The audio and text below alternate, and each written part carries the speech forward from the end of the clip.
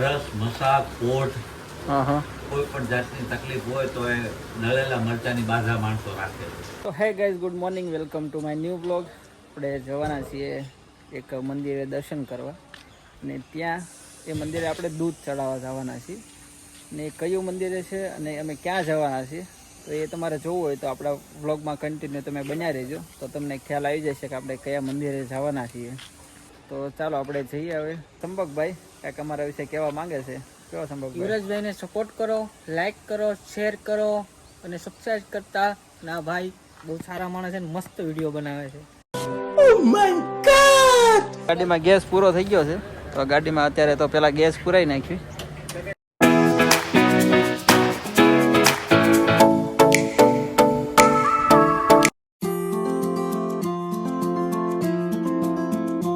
Finally મિત્રો અમે પહોંચી ગયા છીએ જમરાળા ફકડાનાથ બાપાએ, તમે જોઈ શકો છો.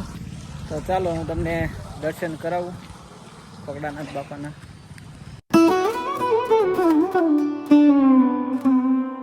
ચાલો મિત્રો આપણે દર્શન કરીએ ફકડાનાથ બાપાના. તમે મંદિરનો અંદરથી વ્યૂ જુઓ, કેટલું શાંતિમય છે. આ છે ફકડાનાથ બાપાની મંદિર. તો ચાલો મિત્રો અમે પહોંચી ગયા છીએ મંદિરે. તમે જોઈ શકો છો આ છે ફકડાનાથ બાપાનું મંદિર, ને તમે દર્શન કરી લેજો. મિત્રો આ છે મારા કાકા, અને એમને દૂધની માનતા હતી તો દૂધ ચડાવવા આવ્યા છીએ અહીંયા.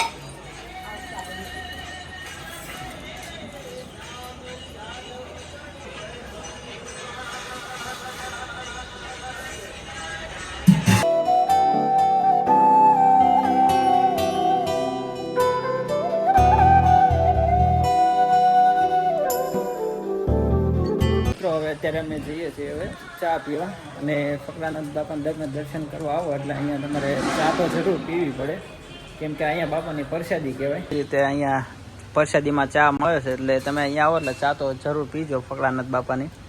આ છે ઘી, જે આપણે ગાય બીમાર પડી ગઈ હોય ને થોડુંક જો તમે ગાયને સારું થઈ જાય તો અહીંયા ઘી ને દૂધ ને એવું બધું આપવામાં આવે છે. દાદા થોડુંક આપના ઘી વિશે સમજાવો. દાદા સમજાવશે કે આ ઘી વિશે, કે આ ઘીની શું માન્યતા છે, તો દાદા થોડુંક સમજાવો આપણને. ગા ભેંસ કાંઈ બીમાર હોય, કોઈ પણ જાતની તકલીફ હોય, દૂધમાં લોહી પડતું હોય તો માનતા રાખવામાં આવે છે. હા. અને એક દિવસનું દૂધ હા. અથવા ઘી અહીં મૂકી જાય છે, અહીંથી ટુકડો લઈ જાય એટલે સારું થઈ જાય. ઠીક. અને આવી રીતે આમ કેટલું ઘી અત્યારે સ્ટોકમાં હશે? 12-13 બેરલ કર્યા છે, 200 લીટર. 200 લીટરના, એટલે આમ માનો ને કે 1000 લીટર જેવું હશે કે વધુ? ઠીક, 1400-1500 લીટર જેવું તો આપણે ખાલી ઘી જ છે સ્ટોકમાં. આવી રીતે બધું દૂધ ભેગું કરીને એનું ઘી બનાવે છે, અને એવી રીતે ઘી આપણે દાદાએ કીધું કે 1000 લીટર જેવું તો ઘી પડ્યું છે એમ સ્ટોકમાં. અને આ દાદા છે થોડુંક આપણે ફકડાનાથ બાપાનું મંદિર છે ને એના વિશે થોડુંક આપણને ઇતિહાસ જણાવશે કે આ કેટલા વર્ષ જૂનું છે અને અહીંયા કેવી માન્યતા છે એમ. તો દાદા થોડુંક સમજાવો મંદિર વિશે આપણને. આ મંદિર ફકડા બાપુનું છે, અને ભાવનગર દરબારે બાધા રાખેલી તો એક ડબ્બો ભરીને તેલ લઈને આવ્યા હતા, તો એ હનુમાનજી ઉપર ચડાવ્યું તો નાનો એવો ખાડો હતો, તો બધું ખાડામાં હમાઈ ગયું.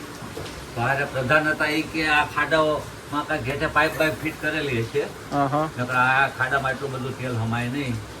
ફકડા બાપુ સાંભળી ગયા, માથાનો એક વાળ ખેંચી અને ખાડામાં બોલી અને પાછો ચાલ્યા, તારું તેલ તને વિશ્વાસ ન હોય તો એમ કરી અને પાછો ડબ્બો ભરી દીધો. એ આ 300 વર્ષથી એ એમને હાલ હયાત છે. અપવિત્ર ન થાય એટલે આપણે એના પર ખાલી એક લાદી ઉપર મૂકી દીધી છે. પછી હરસ મસા કોટ કોઈ પણ જાતની તકલીફ હોય તો એ નળેલા મરચાની બાધા માણસો રાખે. છોકરું બીમાર હોય, હાજા માંદું થાય તો અહીંથી દોરો આપે છે. જગ્યાનું મહત્વ છે. ઠીક. અને આપણે દાદા જગ્યાના કેટલા વર્ષ થયા છે? આમ આ ફકડા બાપુ થયા 300 વર્ષ થયા. 300 વર્ષ થયા. ઠીક. અને જગ્યામાં મહેમાન આવ્યા હતા ને દૂધ નતું. હા. તો એક વરોળ ભેંસ નીકળી, એને બાપુએ બોલાવીને થાપો મારી અને દોઈ. જ્યાં સુધી જીરી ક્યાં સુધી હવા સાંજે એને દોવા દીધું.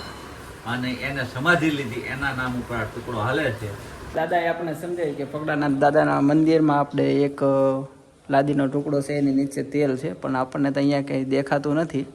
આવી રીતે ફકડાનાથ બાપાએ લોકોને દર્શન આપ્યા હતા. અને આજથી 300 વર્ષ જૂનું આ મંદિર છે. અંદાજે 300 વર્ષ ઉપર, 300 વર્ષ કરતાં વધારે જૂનું મંદિર છે. તો તમને વિડીયો સારો લાગ્યો હોય તો લાઈક કરજો, શેર કરજો અને ફકડાનાથ બાપા કોમેન્ટમાં લખવાનું ભૂલતા નહીં. મળીએ નેક્સ્ટ બ્લોગમાં.